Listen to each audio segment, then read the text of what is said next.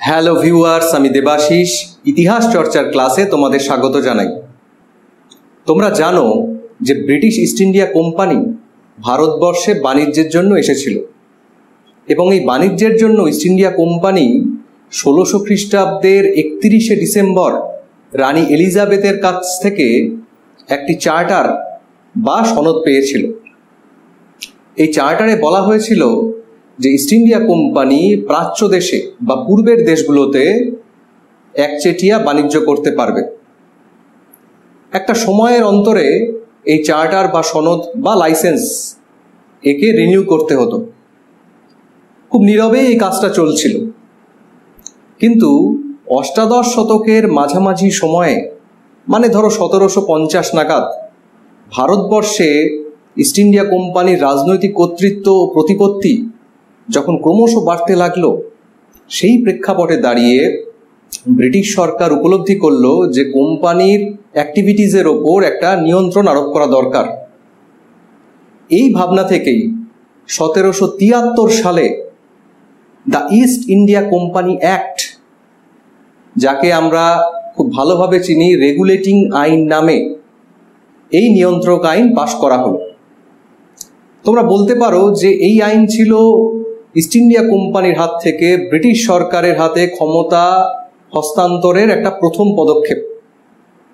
এরপর 1784 সালে যে পিটস ইন্ডিয়া অ্যাক্ট বা পিটের ভারত শাসন আইন পাশ হয়, তাতে কোম্পানির ওপর ব্রিটিশ সরকারের কর্তৃত্বকে আরও ভালোভাবে প্রতিষ্ঠা করা হয়। এরপর 1793 সালে একটি সনদ আইন পাশ করা হয় বা চার্টার অ্যাক্ট। এই আইনে কোম্পানিকে ভারতবর্ষে ব্যবসা বাণিজ্যের জন্য আরও 20 বছর সুযোগ করে দেওয়া হলো এবং ভারতে যে গভর্নর জেনারেল, সেই গভর্নর জেনারেলের ক্ষমতা ও প্রতিপত্তিকে যথেষ্ট পরিমাণে বাড়িয়ে দেওয়া হলো। 1793 ঠিক 20 বছর পর, অর্থাৎ 1813 সালে আরেকটি চার্টার অ্যাক্ট পাশ করা হলো। এই চার্টার অ্যাক্ট ছিল ইস্ট ইন্ডিয়া কোম্পানির শাসনতান্ত্রিক যে সংস্কারের ইতিহাস, সেই ইতিহাসে বিশেষ উল্লেখযোগ্য। আমরা প্রথমেই যেটা আলোচনা করব যে 1813 সালের চার্টার অ্যাক্ট পাশের পূর্বে কী ধরনের পরিস্থিতি ও প্রেক্ষাপট তৈরি হয়েছিল। ঊনবিংশ শতকের শুরুর দিকেই, অর্থাৎ 1804-5 নাগাদ, দেখা গেল যে ভারতবর্ষে ইস্ট ইন্ডিয়া কোম্পানির অর্থনৈতিক অবস্থা ক্রমশ খারাপ হতে শুরু করেছে। এর পিছনে ছিল লর্ড ওয়েলেসলির সাম্রাজ্যবাদী নীতি ও যুদ্ধনীতি গ্রহণ। এই যুদ্ধনীতি গ্রহণ করার ফলে কোম্পানির এই সময় প্রচুর অর্থক্ষয় হয়। তাছাড়া ব্যবসা বাণিজ্যতেও এই সময় মন্দা চলছিল। এর ফলে ইস্ট ইন্ডিয়া কোম্পানি বাধ্য হয়েছিল এ সময় ব্রিটিশ সরকারের কাছে আর্থিক সাহায্যের জন্য দ্বারস্থ হতে। এই সুযোগটাকে ব্রিটিশ সরকার বেশ ভালোভাবেই কাজে লাগিয়েছিল। ব্রিটিশ সরকার উপলব্ধি করেছিল যে ভারতবর্ষে ইস্ট ইন্ডিয়া কোম্পানির ক্ষমতাকে সংকুচিত করার বা কমিয়ে আনার এটা একটা দারুণ সুযোগ। এই রকম যখন একটা পরিস্থিতি, তখন একটা আন্তর্জাতিক ঘটনাও বিশেষ উল্লেখযোগ্য হয়ে উঠেছিল। তা হচ্ছে নেপোলিয়ন বোনাপার্ট 1806 নাগাদ মহাদেশীয় ব্যবস্থা জারি করেন বা কন্টিনেন্টাল সিস্টেম। তোমরা অনেকেই হয়তো জানো যে এই মহাদেশীয় ব্যবস্থা কি, তবুও আমি বলি যে নেপোলিয়ন বোনাপার্ট ইংরেজদেরকে আর্থিকভাবে ক্ষতি করার জন্য সমগ্র ইউরোপের যে কোস্টাল এরিয়া, সেই কোস্টাল এরিয়াতে উনি একটা অবরোধ জারি করেছিলেন। তাতে বলা হয়েছিল যে ইংল্যান্ডের কোনো বাণিজ্য জাহাজ ইউরোপের কোনো বন্দরে প্রবেশ করতে পারবে না। এতে কি হয়েছিল, ইংল্যান্ডের ব্যবসা বাণিজ্যের দীর্ঘদিনের যে বিজনেস, সেই বিজনেসে একটা ভীষণ রকম ইম্প্যাক্ট করেছিল, যার ফলে ইংল্যান্ডের কলকারখানার মালিকরা বা বড় বড় বণিকরা, তারা ব্রিটিশ পার্লামেন্টে এই সময় দাবি জানাতে লাগলেন যে ভারতবর্ষের মতন একটা বিরাট ও সমৃদ্ধ দেশের দরজা যাতে তাদের বাণিজ্যের জন্য খুলে দেওয়া হয়।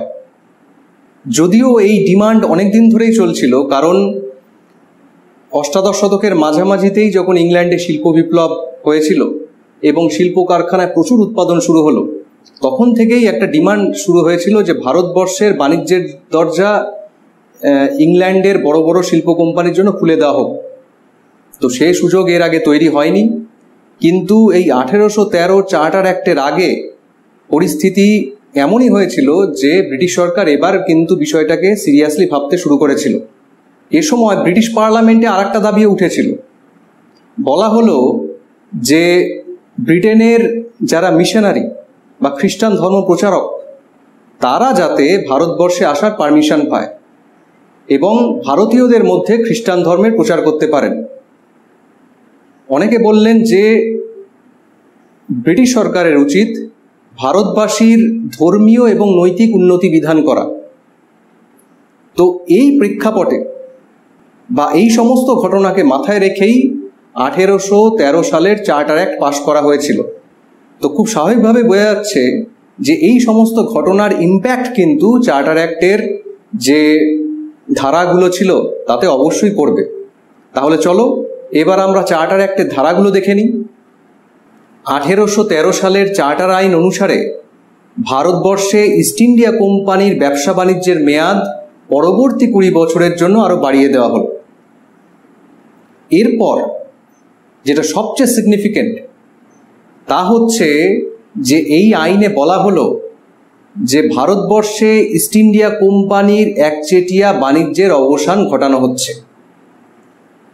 1600 সালের ডিসেম্বর মাসে ইস্ট ইন্ডিয়া কোম্পানি যে অধিকার ভোগ করেছিল, মানে ভারত সহ প্রাচ্য দেশে একচেটিয়া বাণিজ্যের অধিকার, সেই অধিকারের অবসান হলো এই 1813 সালে এসে। এরপর থেকে ব্রিটেনের যে কোনো নাগরিক ভারতবর্ষে এসে ব্যবসা বাণিজ্য করার অধিকার পেয়ে গেল। তবে ভারতবর্ষে যে চায়ের ব্যবসা, তার যে মনোপলি অধিকার সেটা কিন্তু তখনও ইস্ট ইন্ডিয়া কোম্পানির হাতেই ছিল। এছাড়া চীনের সাথে ইস্ট ইন্ডিয়া কোম্পানি যে বিজনেস করছিল তার মনোপলি রাইটও কিন্তু তখনও ইস্ট ইন্ডিয়া কোম্পানির হাতেই ছিল। এখানে একটা জিনিস উল্লেখ করার, যে এই যে ভারতের দরজা সমস্ত ব্রিটিশ নাগরিকের জন্য খুলে দেওয়া হচ্ছে, সেটা কিন্তু খুব একটা সহজ ছিল না।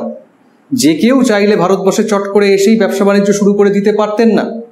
তার জন্য অবশ্যই কোর্ট অফ ডিরেক্টরসের পারমিশন, বা কোর্ট অফ ডিরেক্টরস যদি পারমিশন ডিনাই করে দিত তাহলে বোর্ড অফ কন্ট্রোলের পারমিশন নিয়ে ভারতবর্ষে আসতে হতো।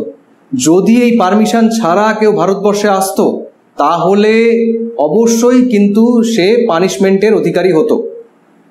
এই যে ইস্ট ইন্ডিয়া কোম্পানির একচেটিয়া বাণিজ্যের অবসান ঘটিয়ে দেওয়া হলো এই চার্টার আইন অনুসারে, এর অর্থনৈতিক ইম্প্যাক্ট কিন্তু ভারতবর্ষের ওপর যথেষ্ট পরিমাণে পড়েছিল। পরবর্তী সময়ে যখন অবশিল্পায়ন বা ডিইন্ডাস্ট্রিয়ালাইজেশন নিয়ে আমি আলোচনা করব, তখন খুব ডিটেলে আলোচনা করব যে এই 1813 যে চার্টার অ্যাক্ট এবং এই চার্টার অ্যাক্টে যে ইস্ট ইন্ডিয়া কোম্পানির এই যে মনোপলি অধিকারকে উইথড্র করে নেওয়া হলো, সেটা ভারতবর্ষের ইকোনমির ওপর কি ভীষণ রকমের ইম্প্যাক্ট ফেলেছিল। আচ্ছা, নেক্সট যেটা দেখব তা হচ্ছে যে ব্রিটিশ সরকার খুব পরিষ্কারভাবে এই সময় জানিয়ে দিল যে ইস্ট ইন্ডিয়া কোম্পানি ভারতবর্ষে যে সমস্ত অঞ্চল যুদ্ধ করে অধিকার করেছে সেই সমস্ত অঞ্চলের ওপর ব্রিটিশ সরকারের সার্বভৌম কর্তৃত্ব প্রতিষ্ঠিত হচ্ছে। এই একটা কথা থেকে আমরা বুঝতে পারছি যে ব্রিটিশ সরকার ভবিষ্যতে ইস্ট ইন্ডিয়া কোম্পানির হাত থেকে পুরোপুরি তার ক্ষমতা নিয়ে নেবে, তার প্রক্রিয়া কিন্তু শুরু হয়ে অলরেডি গিয়েছিল।